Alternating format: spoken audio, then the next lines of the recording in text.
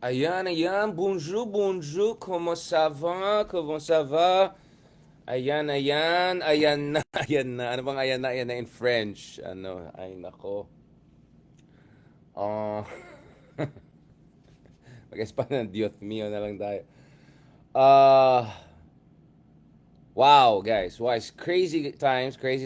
As you can see dun sa mata natin, I'm still trying to reset my body clock. Ang hirap pala yung flying back straight 12, 14 hours in the reverse direction, even though medyo sanay tayo mag-travel. But the thing is immediately as I returned home, I had to get a bit of rest, then head to hospital, check on my dad. Thank you so much sa lahat ng mga nag-pray for my dad. Almost 1 week na siya sa hospital. So that was very difficult for me while I was away. And as I suggested, I was actually away to do some, pretty important things. No, so aside from meeting, senior officials dun sa both British and French foreign ministries, and of course, aside from yung talk natin sa Budapest about infrastructure connectivity, I had some other personal, scholarly, important thing to take care of. So, thank God, it looks like things are moving in the right direction. So, again, maraming salamat for all your prayers and love. So before I head back and to hospital and pick up my dad, na God willing, madi-discharge na siya. Again, let me thank everyone for the prayers and all. So, pasensya na if my eyes are a bit exhausted and all because I had to immediately, very early morning, 3 a.m. after a few hours sleep, go ahead back to work na naman, papers and all. And then, of course, shout out also dun sa mga kaibigan natin who hosted the ASEAN Maritime Security event kanina. So, some of you may know, I actually had to moderate the very first panel at 9 a.m. kanina. So, it was a long day, and it was a long day that I made sure na konting power nap ako. But as you can see from my post throughout afternoon, I was making a whole series of interventions, no? At isa sa ating mga interventions, obviously, which is getting a lot of attention and probably has pissed off a lot of people again, or at least has raised eyebrows among certain circles, is ito yung sinabi ko about what I believe arguably is the worst podcast episode that a president could do given the circumstances that I'm gonna talk about. So, basically, ang pag-usapan natin ngayon ay dalawang bagay. Yung isa is Riza na, 2028. I'll talk about that more extensively later on. But right away, punta na tayo dito. Ayan, yung mga nagsabi na si Richard, maraming pabebe. I think, hope guys understand there's a Socratic method there. Speaking of Socrates, okay, ang dami kong I had to pay a lot of extra baggage and all for getting this very legitimate Socrates from the British Museum. I love this guy. Amazing guy. Greatest guy. Always an inspiration. Right? Bardagulan kung bardagulan sa Agora. Wala siyang pake. Humor kung humor. But at the end of the day, he was up to something very serious and he ended up pissing off a lot of people. Unfortunately, he pissed off too many people. And nevertheless, his legacy will echo in eternity and is going to inspire so many people, including inspiring people like me. So anyway, in the spirit of Socrates, diba? I really had to make some interventions kanina and I felt medyo sablay ang mga messaging and all. And let me explain why. Okay. Two things, first of all, in favor of BBM theoretically. Okay. The number one theory is that never underestimate the OGs, i.e., Marcoses, because these are the guys who ruled our country more than anyone else. So put the 21 years of the dad, the 6 years of the son, you're talking about 3 decades. No other dynasty comes close to that. That is not a moral, ethical achievement, but that's a political achievement. And BBM and his father have the best record for electoral not in terms of share of the votes, right? So BBM was the first Filipino president to get close to 60% of the vote since his dad in the 1960s. Now we can have a discussion about the first election versus the second re-election, and yes, the circumstances were different back then, but nevertheless. So there is a school of thought na sinasabi basically, wag mo i-underestimate si BBM considering what he has achieved politically. Yes, in spite of the fact that we can have all of these questions about his background and personal achievement and all. But politically speaking, it's hard to argue that, well, the guy became the president with the biggest margin. And he came from really an underdog in the race. He was barely number two, number three, and eventually convinced Sara to run under him and became the president. But more than that, soft-spoken siya. But guess what? Kibuloy, where is he now? Right? Balita ko si Kibuloy ay nagpapa-recount ngayon ng votes. Medyo interesting company na si Kibuloy. Kasama na yung mga ibang kasama natin na DDS and medyo not DDS and medyo dilaw na hanggang ngayon nandun sa election conspiracy universe, multiverse, alternative facts universe, whatever. Anyway, and of course, even more importantly, he got Digong to ICC detention, almost certainly for the rest of his life. Boom. That's big. Yes, also BBM, in fairness to him, on West Philippine Sea, he recalibrated. Yes, on West Philippine Sea, tama. He held the ground vis-a-vis China despite worst fears of many people. Hindi siya naging Manchurian candidate, hindi siya naging appeasement candidate. Marami sa ating mga scholar friends who were having panic attack. Well, guess what? I was right. That he's going to be more like his father than Tatay Digong on the West Philippine Sea issue. Great.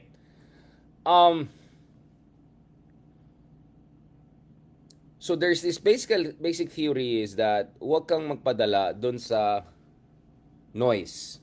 Right? Look at the signal. Right? Or huwag kang magpadala sa mga rhetorics and all. It's the action behind the scenes. At the end of the day, exactly as I mentioned last year, right? You can say whatever you want about BBM, pero nakapaligid sa kanya mga totoong tigre. General Torre is just one of those tigres. But there are other people we can mention, right? And there are others who are also operating completely in anonymity, right? In intelligence services, security services, and other things. Otherwise, hindi mapapadala si Digong sa ICC. So I take that argument. So that's one school of thought, which is trust the process, relax ka lang, Richard. By the way, speaking of trust the process, isa sa mga pina-resign ni BBM doon sa courtesy resignation for all is dating DOJ Secretary ni Digong na ngayon ay biglang naging Solicitor General, na ngayon biglang nagpo-freelancer and nagsasariling sikap on his own. Right?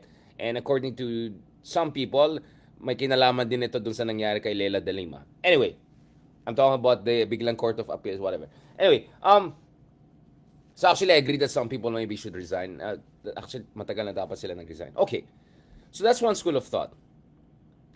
The second and related school of thought, and here I want to be fair to his team, to his communications team, right? I'm sure iba sa kanila medyo napataas ang kilay, if not, ano pinagsasabi itong Richard na, you know, maybe dapat mag-resign yung mga ano-ano ni BBM or worst ever budget, very Trumpian. Okay, gets ko yung argument nila. Alright? In fact, I know exactly where they're coming from. Basically, ang argument ng people who came up with that idea of BBM's podcast with Taberna and, you know, the whole reconciliation thing. Basically, the idea was this. Tignan mo yung mga best performers sa Senate. Right? Bongo. Paano siya nanalo? Basically, nanalo si Bongo by focusing on non-controversial issues, constructive issues. Quote-unquote, malasakit. Right? Malasakit, malasakit, malasakit. Boom, 27 million votes. And then look at the second highest candidate. Right? Bam Aquino. More than 20 million votes. Although in fairness, ang laki ng agwat ni Bongo from everyone else. Which tells you it's not maybe just that. It's also the fact that he has organization, mobilization, discipline, everything. But Bam, more than 20 million votes. Again, ano yung sinabi ni Bam on ICC issue during the election period? Ano yung sinabi ni Bam on Sara impeachment issue? Ano yung sinabi ni Bam on Team China versus Team Filipinas on West Philippine Sea? Right? So yes, I exactly see where people in the PCO who came up with that idea are coming from. Na, ganito pala eh. Ang mga nananalo ng malalaki dito sa election na ito ay mga tao na basically purong positive messaging, constructive messaging, at messaging nila ay may kinalaman sa welfare. So, in the case of BAM, edukasyon, and yes, you could argue even in the case of Kiko Pangilinan, for instance, yung pagkain or, well, huwag na natin pag-usapan yung mga food vlogs, but you get what I'm saying. I understand that that reading, right? Now let's just let's just do what they did, right? Play safe, play positive. Boom, you'll get all the votes.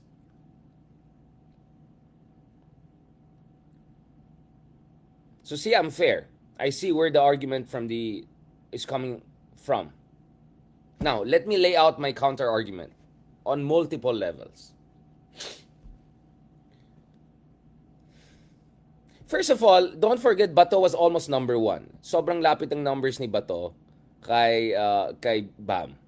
And if you look at Bato, he was not positive messaging. Bato was all about ang sama nung ginawa ni BBM sa ICC, ang sama nang pwede nilang gawin sa akin, supportahan niyo ako.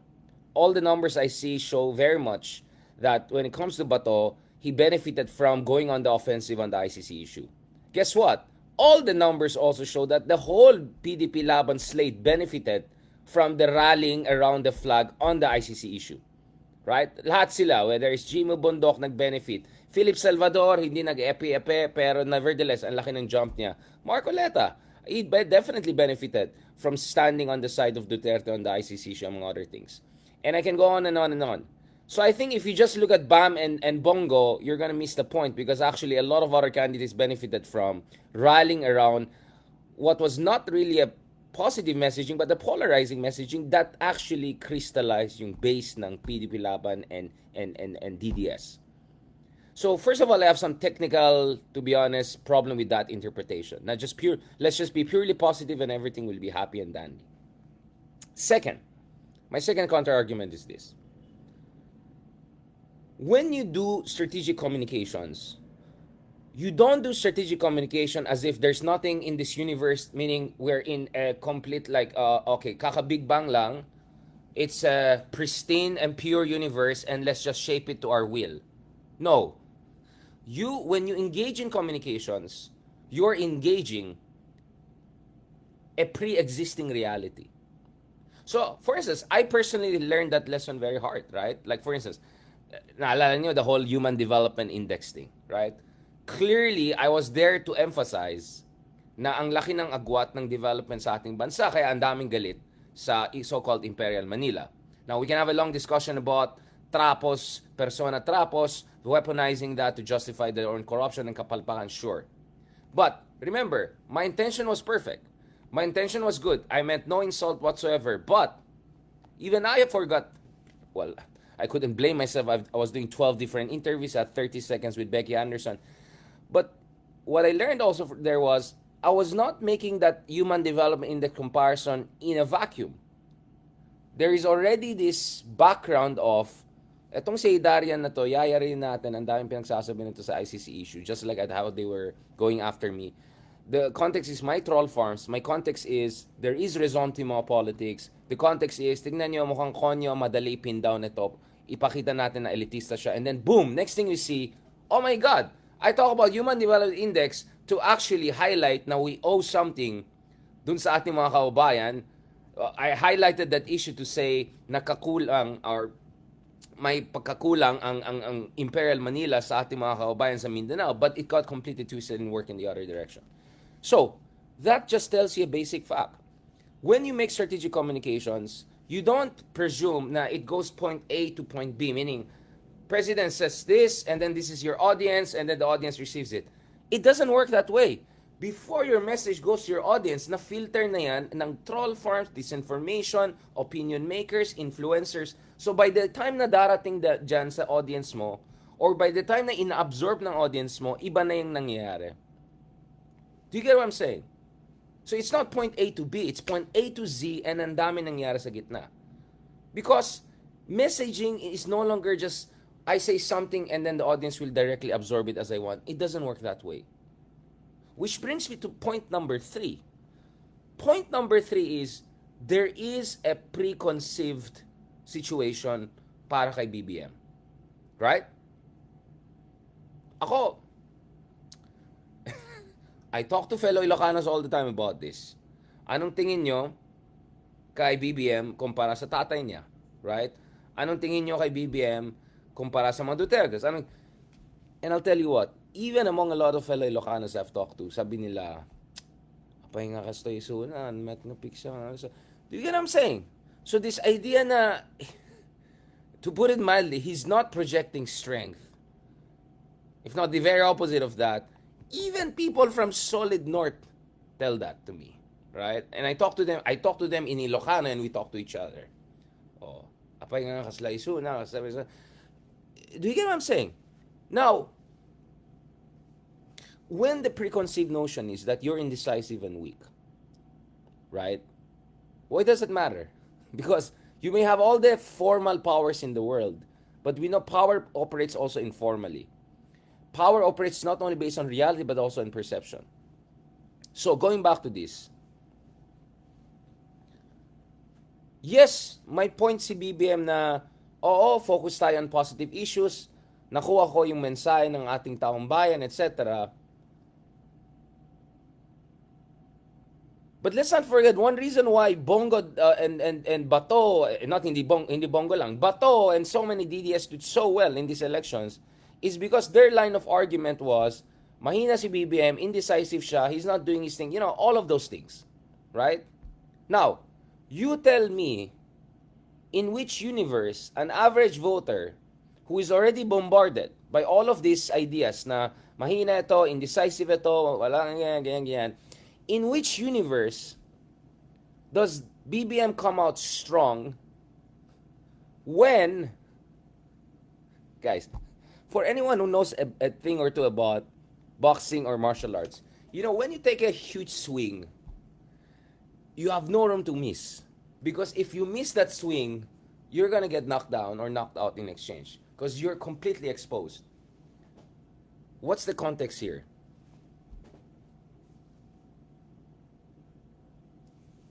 Hindi lang si Kibuloy, pati si Digong ay kinulong sa ilalim ng itong administration na to. Now, obviously, Kibuloy is still here, but Digong was taken to...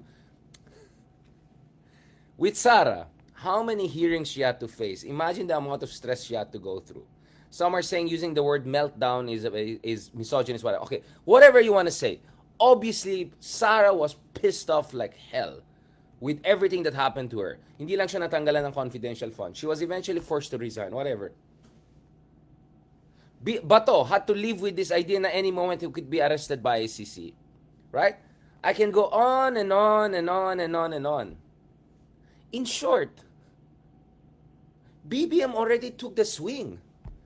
Kibuloy, ICC Duterte, pwedeng ICC si Bato, confidential fund ni Sara, pwede ma-impeach si Sara.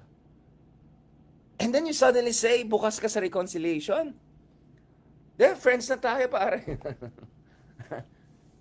I'm sorry. You tell me, how on earth does that show strength or magnanimity in the eyes of an average voter? Because the average voter will look at it and say, mukhang dahil natalo yung mga niya sa Senate at saka hindi gano'n kamagandang performance, mukhang white flag na. Okay na. Okay na.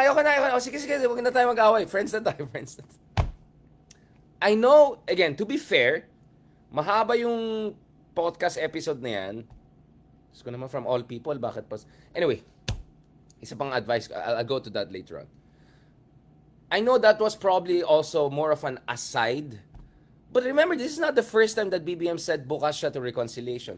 Remember, just days after, BBM made that strong statement, very good statement, really good statement na this is about rule of law, hindi pwede you go out there and threaten my family, blah, blah, blah, and then say, you never say never. So it's not like it's the first time. So I don't buy the argument na aside lang yung sinabi niya. So again, guys, put yourself in the shoes of an average person na bombarded already by DDS disinformation na si BBM ay ganito, ganyan. Alam mo na, di ba? I don't have to spell it out, right? And then you see this guy saying, nga, natalo nga sa election. Pwede friends na lang kami ng mga Dutertes. Friends na lang tayo, ha?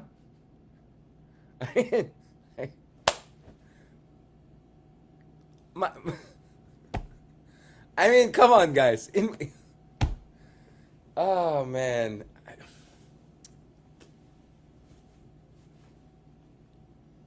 Number 4. Kung magpo-podcast ka rin naman, sana naman, magpo-podcast naman si BBM with someone who actually brings out the best in him. Meaning, makes BBM look smarter than he is. Make BBM actually go into technical details about yung mga plans na, yung 20 peso kada kilo. paano man, kind of a showbiz Tony Talk style of podcast. I don't think that's what he needed. I think what he needed was to sit down with a couple of different people, and I'll be very clear. I'm no longer interested. Ako, in theory, I said I'm okay to sit down with any leader, but I'll ask real questions, and then let's see how it goes from there, right? But, you know, people not interested, no problem. I don't want to do puff journalism, puff pieces, blah, blah, blah. I'm sorry, right? I'm sorry. Now, my point is, sa daming tao na pwede sanang kausap ni BBM, bakit ganyan? Kung, honestly, actually, sana nag-Tony Talk na lang siya. Mas malaki pa yung following ni Tony Talk. I mean, kung ganyan lang naman ang basihan, di ba? Eh di Tony na lang. Malaki naman following niya. Do you get what I'm saying?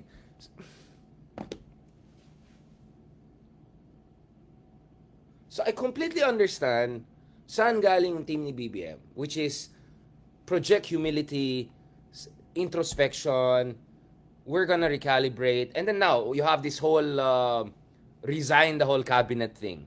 Tapos ayaw pa mag-resign yata si yung isa, di ako cabinet, presidential advisor lang ako. Ayan tuloy.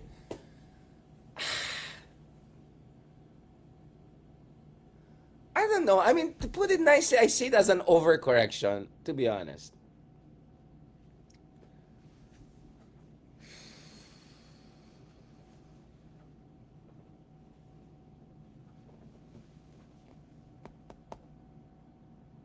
You can check 2015 September, August pa lang on Tito Boy's show. Bottom line, I said, my chance si Digong, he's a dark horse. Why did I make that prediction? And I was the only one who took him seriously back then. Is because I do understand voter sentiments and how voter sentiments can shift. And I do understand how different factors come together. It doesn't mean 100% correct tayo sa lahat ng sinasabi natin. But, yes, if you have a basic understanding of political psychology in fledgling, besieged democracies where sobrang unequal yung development, there's a lot of ressentiment or grievance politics, you can exactly see what you think works. And in fact, any piece I've written about the end of Duterte's, there was always a big question mark. That's the big difference between me and Sir Ronald. Sir Ronald, sobrang confident, hindi mangyari yan, and then nangyari yan, and then he acts as if nothing happens. I always put a caveat or a question mark for a reason. Because it's a multi-causal factor. Ang daming factors na hindi natin alam. There could be contingency. But the reason why we got a lot of predictions absolutely correct is because sometimes you have to understand, there's some fundamental rules and laws and patterns there. And when these elements come together, it can create a certain political outcome. Now, going back to this, guys,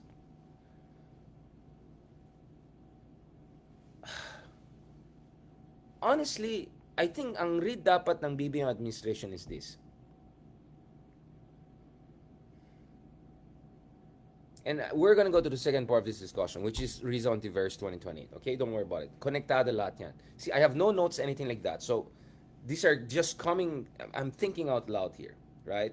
And I hope I'm making sense to you guys. But, pag-usapan natin yan, guys. Ganito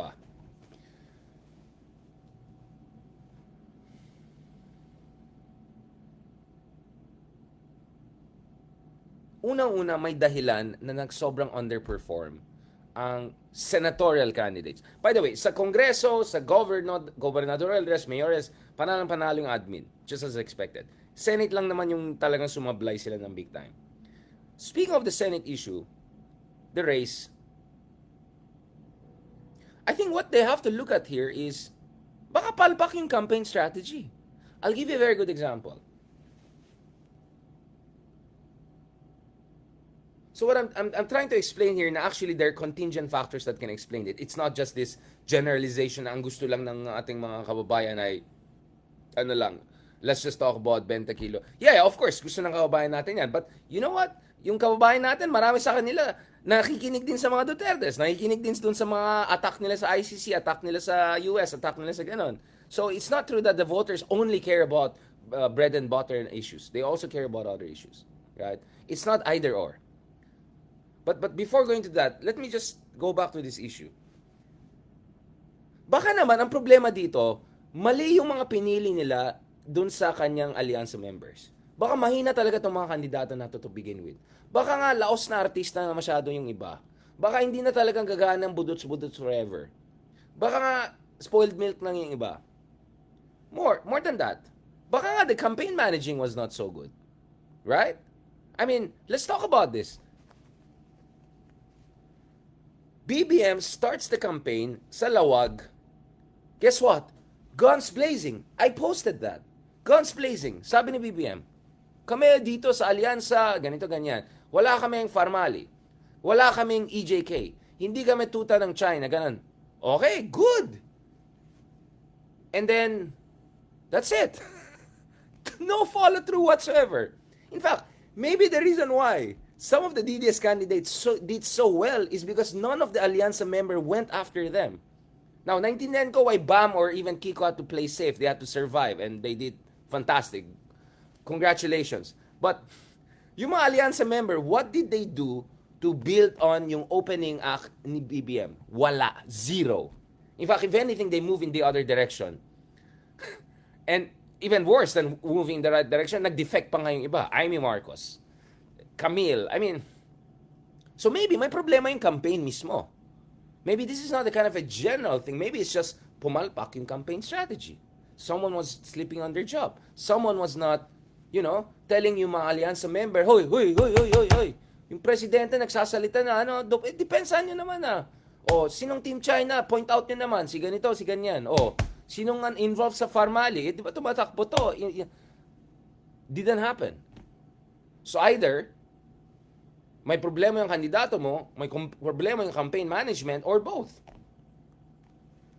Yung ibang candidates, no offense, Pacquiao, no air war, no social media war. Next thing you know, last minute lang may semi-endorsement from Lenny. The reason why I say semi-endorsement, I don't think Lenny saying na mabait ni Pacquiao sa akin was enough to convince enough people. It had to happen earlier and more convincingly. And yung last minute niya na, sabi, and yung the whole Bobo thing na, Bobo, pero ako tumulong ako sa tao, ganun. That's not very nice, right? Parang basically sinabi mo, sige, kahit puro akong absent sa Senate, pero dahil marami akong tinulungan, gawin niyo akong senador. What the heck? It doesn't work that way.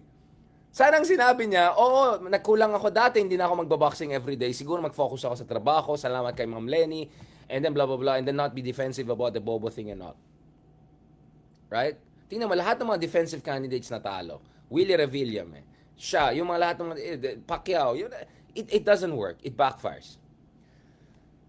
So, in short, napaka-simplistic naman. Ang basa mo lang dito sa election na yan is like, hindi, tingnan mo si Bongo and Bam dahil puro positive. No, ang daming explanation. Pwede rin palpak yung campaign strategy. Pwede rin kulang yung pressure sa mga alyansa member. Baka mali talaga yung mga alyansa members to begin with. Baka they could have got someone better. You get what I'm saying? So, and this is where another communication problem happened.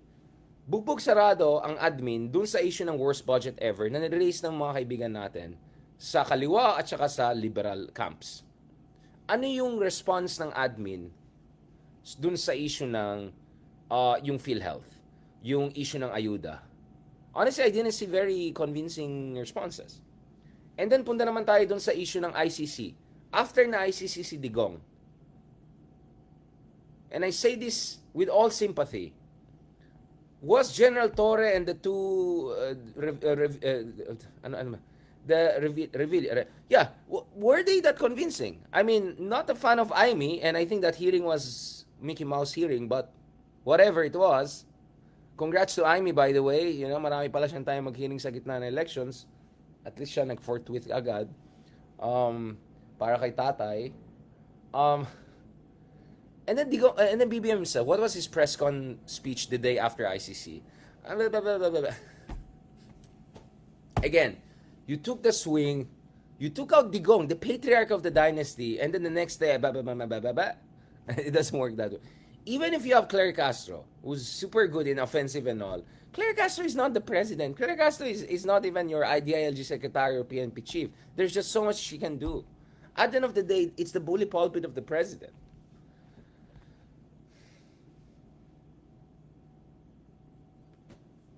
And then, this brings us to the other side of this equation. I already mentioned this the other day lang. So, hindi ito ngayon lang. Kung ang basa ng BBM team is this, okay, okay, nabugbog na tayo eh. Ano na tayo? Peace na, peace na. Ano na lang? Konti na lang oras natin sa opisina. Ano na lang tayo? Huwag na tayo mag-aaway. Sige, okay na tayo, okay na tayo. Let's just focus on positive thing. Two problems. Two problems. And we're gonna go to the Riza issue soon. Two problems. Problem number one, guess what? The Dutertes have smelled blood. They have smelled weakness. You think they're gonna just allow BBM to have his peace and just do his thing? No. They're gonna go after him every single day. No matter what BBM says on the trial of Sara and says, wala akong pake, ayoko yan, ganun. They're gonna pin it on him.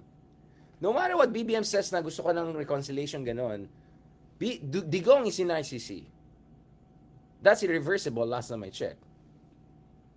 Sara is no longer in the cabinet unless they want to rehire Sara as Secretary of Defense, and that would be really comical at like next level comical, but whatever. By the way, bukas na yata ang DND. But it doesn't work. It doesn't work, right? It doesn't work. The DDS are smelling blood, and they will maximize this. Maximize.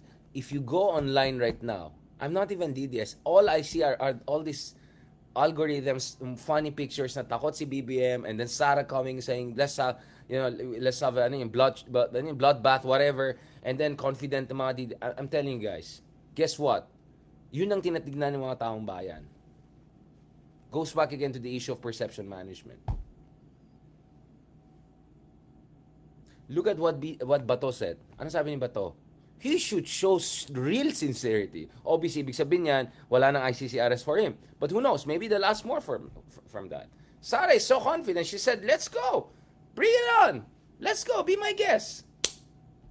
I'm telling you guys, i-juice ng mga Dutertes yan. I-juice ng mga Dutertes yan.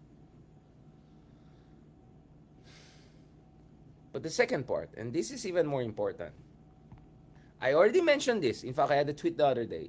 Kung akala ni BBM or mga tao niya is, okay, ganito. I did na my part. Bahala na mga pink dyan. Bahala na kayo dyan. Okay? Bahala na si Risa. Bahala na kayo dyan. Kayo nang bahala sa trial. Basta kami, dito na kami sa 20 peso kada kilo. Ano na kami? Well, first of all, I said that will be a problem because the DDS will destabilize you for the next 2 to 3 years to make sure BBM is a complete lame duck. Right? As their vengeance, and also to make sure they can come back. Or if not, come back earlier than 2028. Alright? Hello. But second,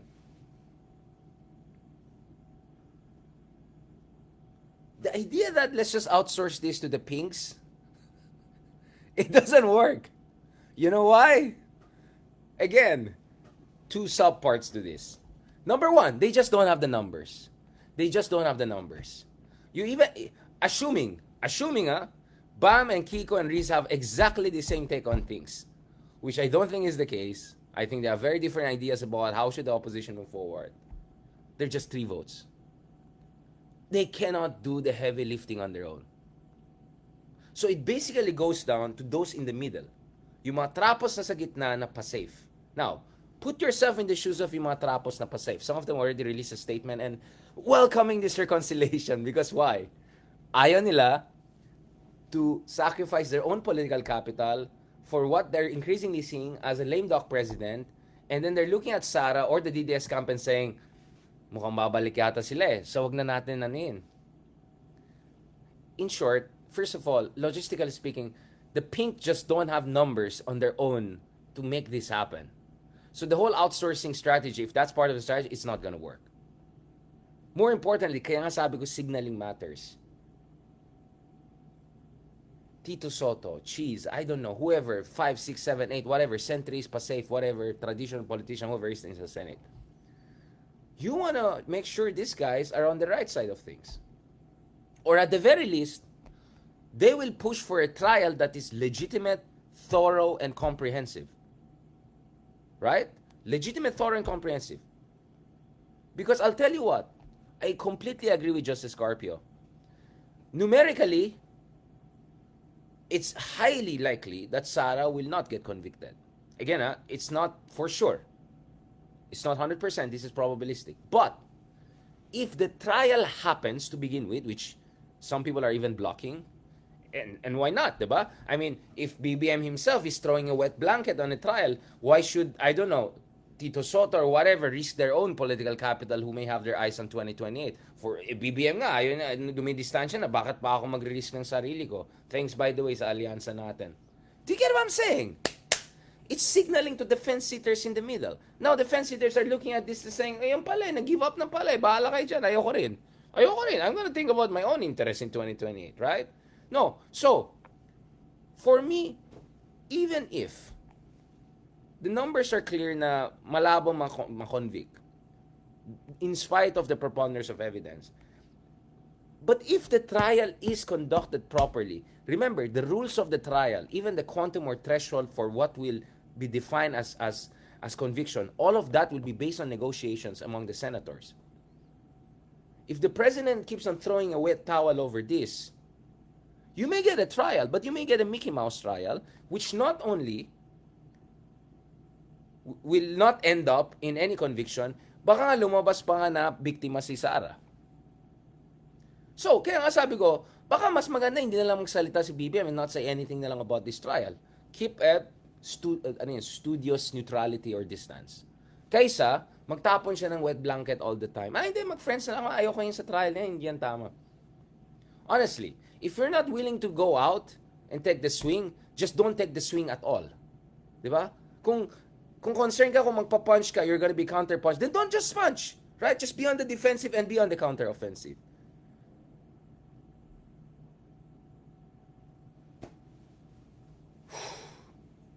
And now this brings us to the last part of the discussion, which is opposition. Nasaan tayo sa opposition? So today, as you can see, guys,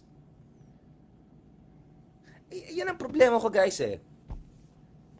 You know, we don't have real political analysis in this country. All we have is, you know, this is like the parable of four blind, I don't know, sages or whatever, each touching a side of an elephant thinking that's the whole universe, right? So this is a 360 elephant. There's one blind sage here, another blind. Each of them are talking, oh, the whole universe is the face of this elephant. Oh, the whole universe is the rear of this elephant. Oh, you know, real political analysis, you actually look around and see the whole elephant for what it is.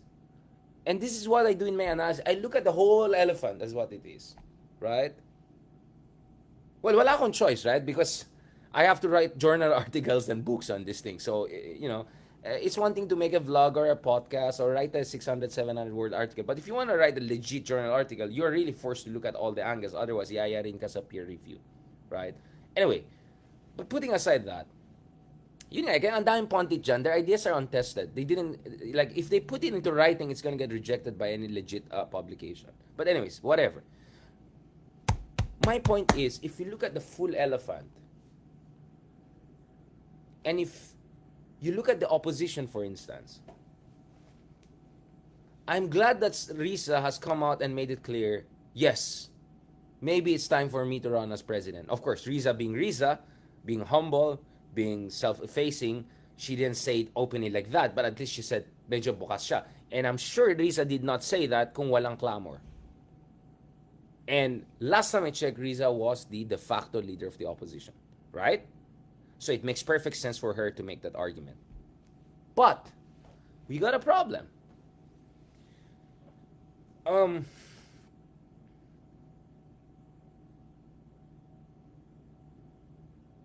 Obviously, I'm not privy to internal conversations in the opposition. Obviously, even if I were, I won't share it. But this is what I see. And yun yung pinost ko kanina sa article ko sa Nikkei Asia kanina. Right? Na great success for opposition, but also great dilemmas and challenges ahead. Mahirap. It's hard to, and talagang very unenviable yung position ng opposition. Because opposition finally has some chips to play. They have a seat at the table, pero sobrang limited yung chips nila. And when you have limited chips like that, and huge responsibility, right? Passionate responsibility, it's inevitably gonna cause some debates. So ito yung article natin kanina. I suggest you guys check it. Alright. So I had to write this thing while flying from Britain to from London to Paris, etc. So imagine I'm squeezing in everything like that.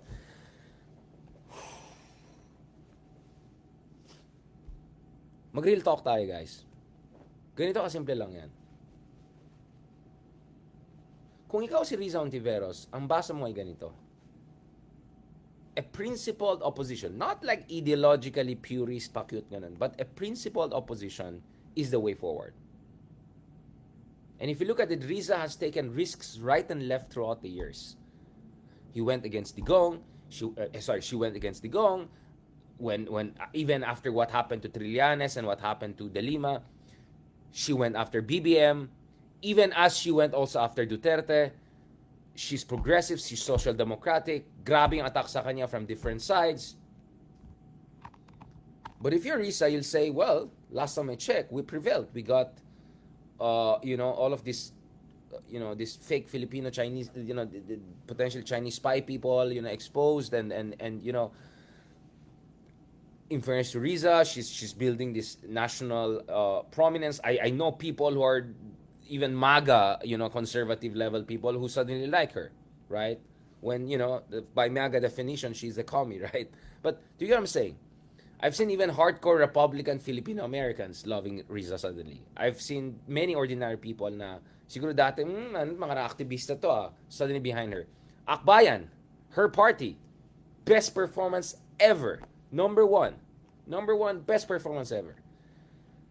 Chel Jokno is in that team also. So if you're Risa, your reading will be this. Mukhang, eto na. This is the right thing to do, and it looks like, well, last time I checked, I won in 2016 when Digong won, and I won in 2022 also, right? When no one else won from opposition at the national level. Ako lang nanalo. So if you're Risa, you can make a very strong argument that the way forward is palaban, conviction-based politics, but not purist, right? Not ideologically rigid, but ideologically grounded in human rights values, a progressive agenda for the Philippines, almost social democratic. That will be your read if you're Riza Ontiveros. But will that be the read if you're Bam Aquino? Or even to a certain degree, Kiko Pangilinan?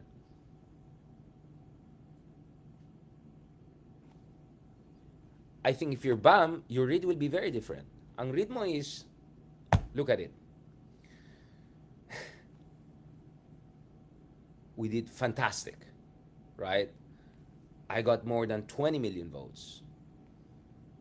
And basically what I did was, don't take on any of the polarizing issues, steer clear of the hidwaan ng dalawa, just focus on positive messaging, right? Smart, safe, boom, boom, boom.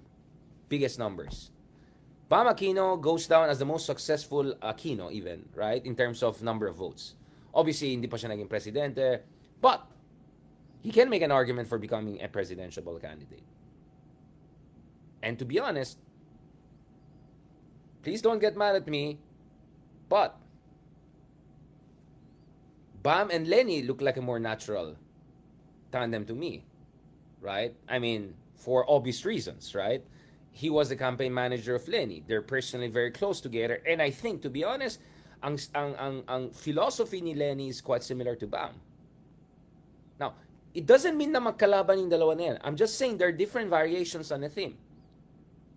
Parehong kampo ay for good governance, malinis na gobyerno, parehong matatalino, parehong Ateneo, right? Cum laude si Risa, I don't know, summa cum laude si Bam, so parehong matalino, no question about it. So, similar, merit, malinis, decente, maayos, lahat. No question about it. This is a question of strategy though, hindi ba? So sa aking palagay, not necessarily the same because the Risa version will be very different from what Bam may see as what works. Right?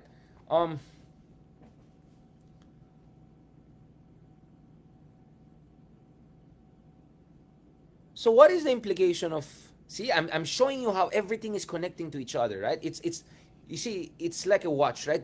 Different parts have to work together, right? So The way I see it now,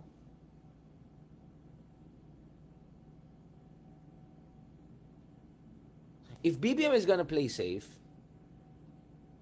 and then if Bam is gonna prevail in terms of his strategy, he has the momentum on his side, what we're gonna have is what social scientists call collective action problem. Basically, no one will take up the cudgels because everyone is gonna say, let's just go positive messaging. Wag na natin banggayin ng mga Dutertes. Let's just play it safe. Everything will be fine. Right? Ganun lang tayo. Wag natin pag-usapan mga yan. Guess who wins in that scenario? Dutertes. Maybe not Sara Duterte, but another one. Robin Hood Padilla, bukas siya maging presidente. Bongo, I won't be surprised, bukas siya maging presidente. Who knows? Maybe even Bato may be open to at least vice president if he survives the ICC ordeal and all of that. So, what I'm saying is that Dutertismo will more likely come back than not if on the other side, everyone's gonna try to play safe and say, okay na kami, tapos na, ginawa namin trabaho namin. Focus na kami sa positive message. In that scenario, my friends, ladies and gentlemen, monsieur, mademoiselle, Dutertes will come back. And, I don't know which comes first, pero pag bumalik ang mga Dutertes, it's anyone's guess sinong unahin nila. Sinong yayarin nilang more, right? Is it BBM and his people? Is it the Dilawan? Be my guess, right? So, I think no one is like, that's the train at the end of the tunnel that is coming towards you. And if everyone's gonna say, hindi, baka basta ako, ay, dito na ako sa tunnel, ayusin ko tong side. Hindi, ako basta dito lang ako. That train is gonna come for you guys. I'm telling you. Actually, lahat, yayarin lahat, di ba? And then you imagine, yung mga katulad ni Torre, Trillanes, Castro, all of these people who are risking it everything for the, for the cause. Some of them directly for the administration, right? Some of them for tactical alliance purposes. Some of them for the never Duterte camp. What's gonna happen to them? Right? So,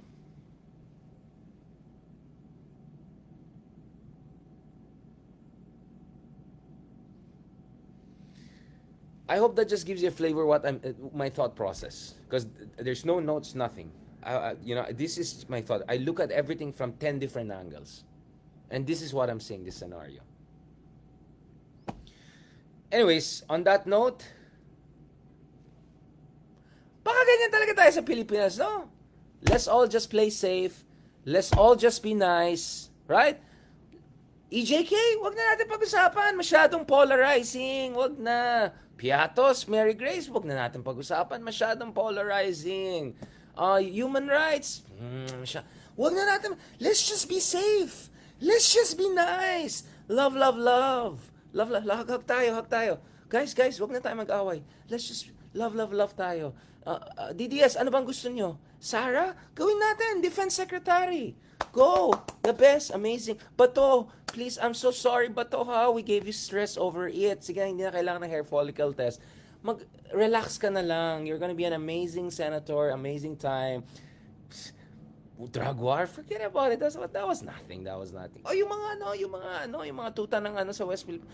Okay na yan.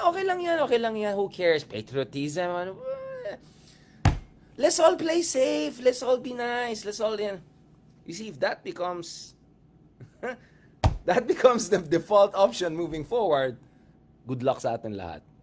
Good luck sa atin lahat. Yun lang masasabi ko. And you know what? Who's gonna hold the bill at the end of the day? Everyone. But my fear is, even more, yung mga matapang na lumaban for this. Whether it's Leila de Lima, whether it's Risa, whether it's Chel Jokno, whether it's General Torre, whether it's Trillanes, these people will ultimately be paying the price if others don't pick up the tabs. If others just play it safe. Because, well, gusto lang naman, positive messaging, safe lang tayo, nice lang tayo.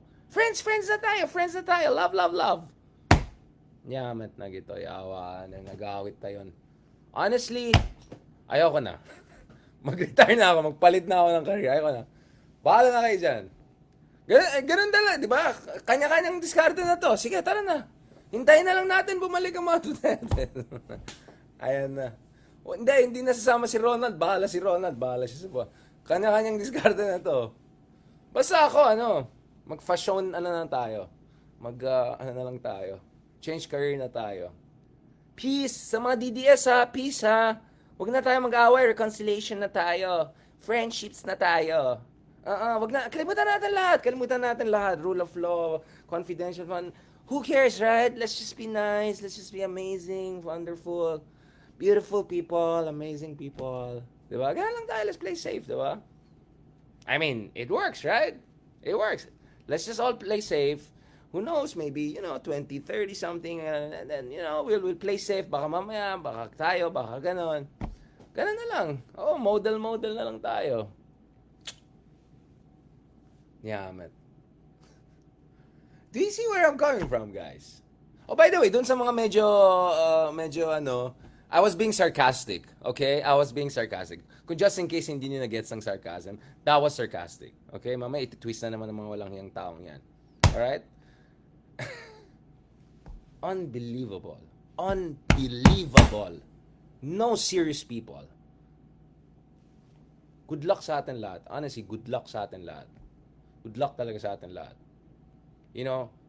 The way we're acting is as if tens of thousands of our people didn't get killed in EJK. The way we're acting is as if never nangyaring piatos and farmali and everything like that. If we are just gonna pretend, just to play safe politically, good luck sa atin. We will never become a mature democracy.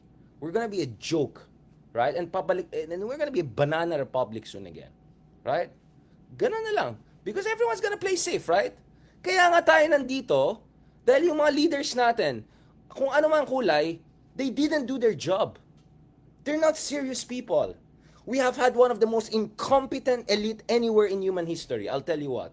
As someone who has studied, kanina lang on the way, I was reading, Lineages of the Absolutist State by Perry Anderson. I was looking at the case of a comparative study of Spain, England, different regimes, how did modern states come about. I study comparative public policy. I do that. You know what? Every country I look at, I mean, Colombia, like Peru, I can talk about a million other countries. Their leaders were always more serious than us. They had not one Riza Ontiveros, they had 10 Riza Ontiveros. They didn't have one Akbayan, they had 1,000 Akbayans. And that always makes me think, what the heck is going on with us? If everyone is gonna play safe here, and then only the few courageous are gonna pick up the tabs, good luck talaga sa atin. Good luck talaga sa atin. I'm telling you guys, good luck talaga sa atin. And if and when babalik ang mga Dutertes by 2028, hindi lang yayarin lahat ng mga kalaban nila. 100% for sure yan ha. But, good luck also inspiring our next generation to stick around. Because, fill in the blanks, my friends. Fill in the blanks. Use your imagination. Oh, actually, you don't have to use imagination. Just look at our recent history. What did we have under 6 years of Duterte? Of course, we had amazing, the greatest president, the most amazing.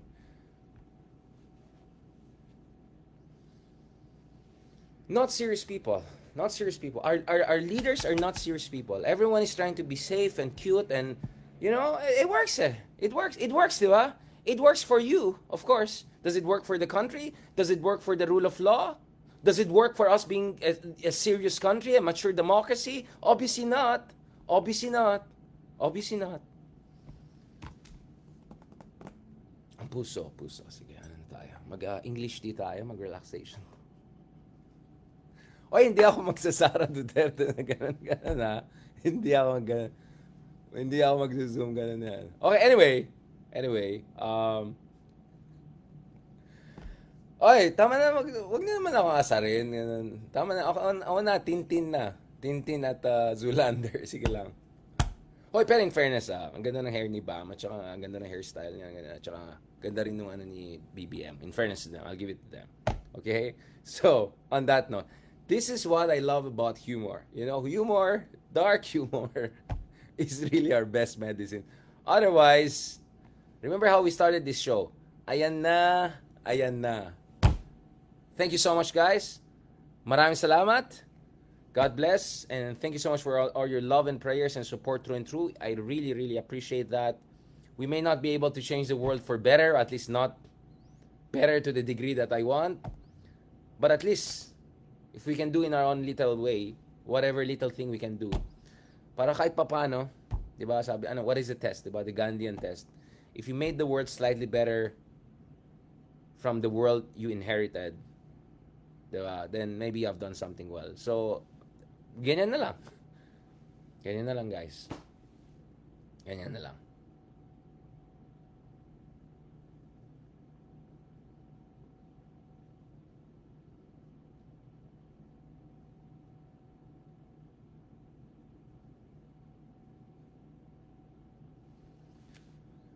Good night, guys. God bless.